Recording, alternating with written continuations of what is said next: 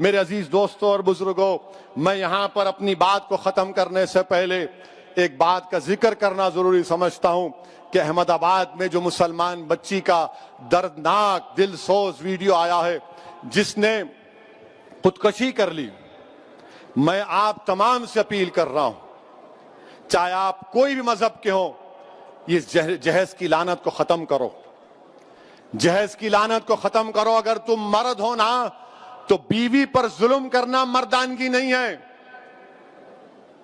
بیوی کو مارنا مردانگی نہیں ہے، بیوی سے پیسوں کا مطالبہ کرنا مردانگی نہیں ہے۔ تم مرد کہلانے کے بھی لائق نہیں ہوگا اگر تم ایسی حرکت کرو گے۔ وہ معصوم بچی پر ظلم کیا گیا، وہ تنگ آ گئی جہیز کی لعنت کی جہیز کا مطالبے پر، اس آدمی کے مارنے اور پیٹنے پر، اور اس نے اتنا بڑا اقدام کر لیا۔ شرم آنی چاہیے ان گھر والوں کو جنہوں نے ہماری اس بیٹی کو مجبور کیا۔ میں تو اللہ سے دعا کروں گی اللہ تم کو غارت کرے، تم لوگوں کو۔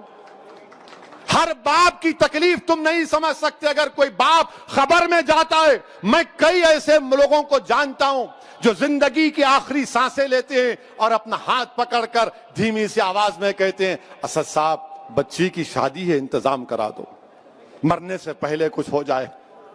کیا ہو رہا ہے ان لوگوں کو؟ کتنے عورتوں کو تم مارو گے؟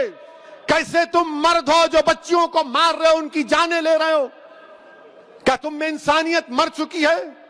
اور ایسے کتنے لوگ ہیں جو اپنی بیویوں پر ظلم کرتے ہیں، تھپڑ مارتے ہیں، جہیز کا مطالبہ کرتے ہیں، حاملہ بیویوں کو ڈھکیلتے ہیں اور باہر نکل کر اپنے آپ کو بڑا فرشتہ کہلاتے ہیں۔ ارے یاد رکھو، تم دنیا کو دھوکہ دے سکتے ہو مگر اللہ کو نہیں دیکھ سکتے۔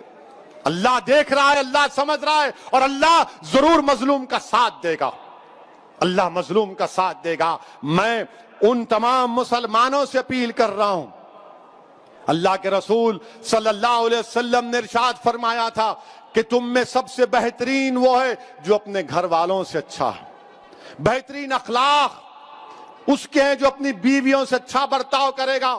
یاد رکھو، اگر تم اپنی بیویوں کو مارو گے تو کل یہی مار کا تم کو حساب حشر کے میدان میں دینا پڑے گا۔ جو مسلمان ہیں بتاؤ، میرے کو ایک مثال دو کہ ہمارے نبی، ہمارے رسول جن کے نام کے خیرات کا صدقہ ہم کھاتے ہیں، کیا انہوں نے کبھی ہماری امت کی ماؤں کو مارا؟ کہ اللہ کے رسول صلی اللہ علیہ وسلم کی مثال دو۔ تم کہتے ہو کہ میں محمد صلی اللہ علیہ وسلم کا امتی ہوں، ارے شرم سے ڈوب مرو۔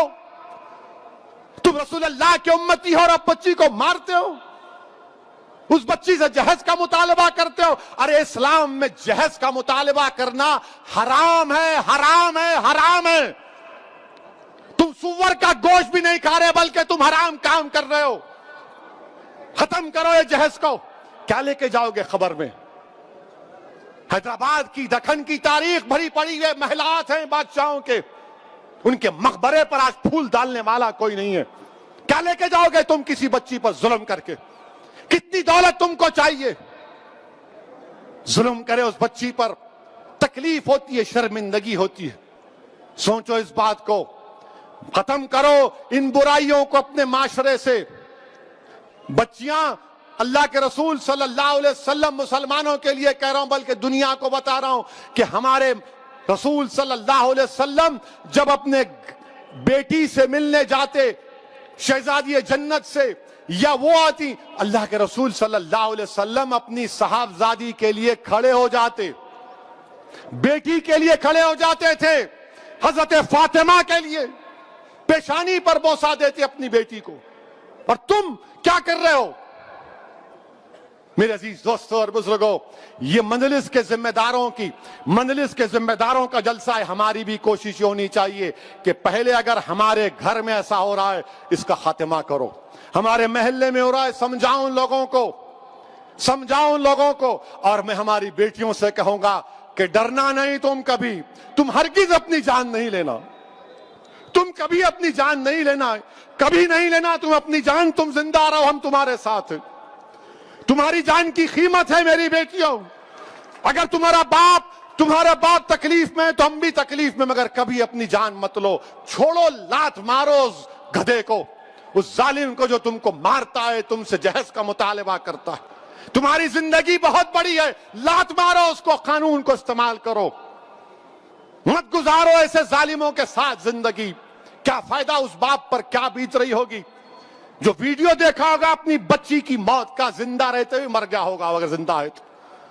میرے عزیز دوستوں اور بزرگوں، اس برائی کا خاتمہ ہم کو کرنا ہے، عورتوں کا ساتھ دینا ہے، عورتوں کو حقیر مت سمجھو، عورتوں کا ساتھ دو، عورتوں کا ساتھ دو، ان کو ہم کو معاشرے میں آگے بڑھانا ہے۔ یقیناً جو حجاب پہنتے ہیں کوئی روکتا نہیں ہے، برقع حجاب ان کی ترقی کی نہیں روک سکتا۔ کل ناسک سے ایک بچی میرے کو فون کی اور بولی اسدالدین اویسی تمہارا بہت بڑا نام سنی، ذرا گرم لہجے میں بات کر رہی تھی، میں سمجھا کچھ ہے اب، میں اماں ریکارڈ تو نہیں کر رہے تو بولے نہیں بات کرنا ہے، میں بولو، بولے میرے کو حیدرآباد کے ایروناٹیکل یا اسکول ہے اس میں میرے کو پائلٹ کی ٹریننگ حاصل کرنا ہے، میں اس کے امتحانات پاس کر لی، میری فیس 20 لاکھ ہے، آپ کیا مدد کر سکتے؟ میں بولا اماں ریکارڈ تو نہیں کر رہے، بولے بار بار کیوں پوچھ رہے آپ؟ بولا نہیں پھر چلا دیتے، بولا انشاءاللہ تعالیٰ میں معلوم کروں گا۔ بچی کیا بولی؟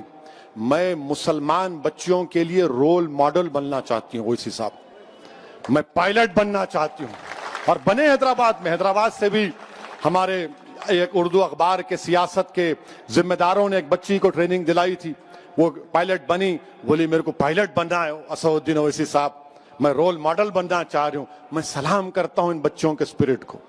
اگر آپ کو اللہ نے بیٹی دی تو بیٹے سے زیادہ اس کو قابل بناؤ، بیٹے سے زیادہ اس کو علم دلاؤ، اور یاد رکھو میں بھی صاحب اولاد ہوں، مگر جتنی محبت میں اپنی بیٹیوں میں دیکھتا ہوں، اللہ کا بہت بڑا کرم ہے، اللہ کا بہت بڑا کرم ہے مجھ پر۔ میرے عزیز دوستوں اور بزرگوں، یہ بات کہنا ضروری سمجھتا تھا، اسی لیے آپ کے سامنے رکھ رہا ہوں۔ اچھا اب ایک اور اہم بات، انشاءاللہ تعالیٰ 1 بجے سے پہلے بات کو ختم کر لوں گا۔ یہ کووڈ کی وجہ سے تقریر کرنے کا موقع ہی نہیں ملانا، دارالسلام میں جلسہ نہیں ہوا، وہ رحمت اللہ عالمین کا جلسہ صلی اللہ علیہ وسلم کا اوپر ہوا، بہت سے ہمارے جلسے یہ بیماری کی وجہ سے، وائرس کی وجہ سے ذرا جلسے نہیں ہوئے، اپنے گھر میں نہیں ہوئے، دوسری جگہ سب ہو رہے تھے، تو ذرا اپنے گھر میں ہو رہا ہے، ذرا دل کی بڑاس نکال رہا ہوں، میرے کو بھی خوشی ہو رہی۔ I am very happy to see all of you۔ آپ پورے یہاں پر دیکھ کر دل باغ باغ ہو رہا ہے، اللہ بہتر جانتا ہے۔